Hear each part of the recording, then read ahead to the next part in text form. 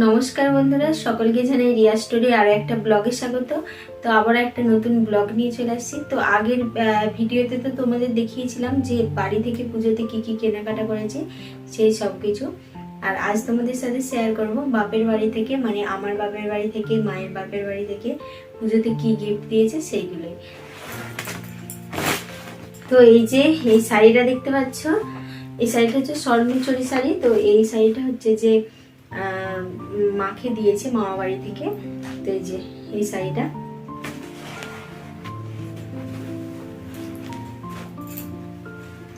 এই যে এই হচ্ছে শাড়িটা। আর পুরো শাড়িটাতে এরকম ছোট ছোট হরিণের কাজ, আর পাটটাতে খুব সুন্দর কাজ করা আছে। আর এটা হচ্ছে যে শাড়িটার আঁচলটা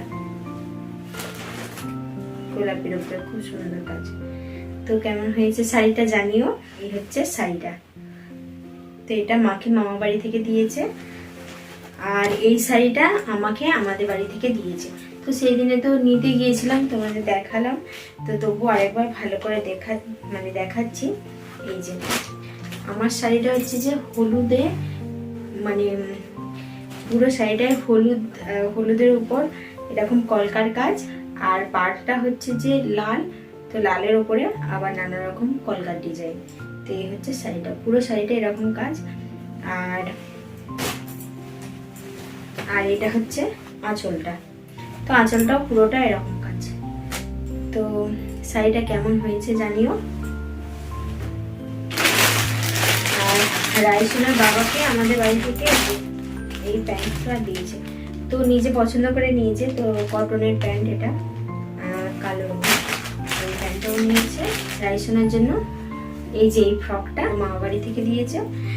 আর এই যে রাইসুনের বাবা হচ্ছে এই টি শার্টটা নিয়েছে, খুলে রাইসুনের বাবা এই টি শার্টটা নিয়েছে। তো এটা আমাদের বাড়ি থেকে দিয়েছে। আছে আলতা সিঁদুর। তো এটা তো শাড়ির সাথে দিতে হয় মেয়েকে পুজোতে, আলতা সিঁদুর। আর আছে আমার ছোট্ট গোপাল সোনার জামা।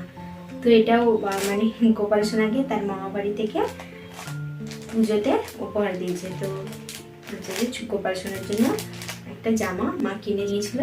তো আমাদের সাথে গোপাল সোনার জন্য এই জামাটা পাঠিয়ে। তো কেমন হয়েছে আমাদের বাপের বাড়ি থেকে, মানে শাশুড়ি বৌমার বাপের বাড়ি থেকে যে সমস্ত জিনিসগুলো দিয়েছে, তো তোমাদের কেমন লেগেছে জানিও। আর চলো ভিডিওটা তাহলে এখানেই শেষ করছি।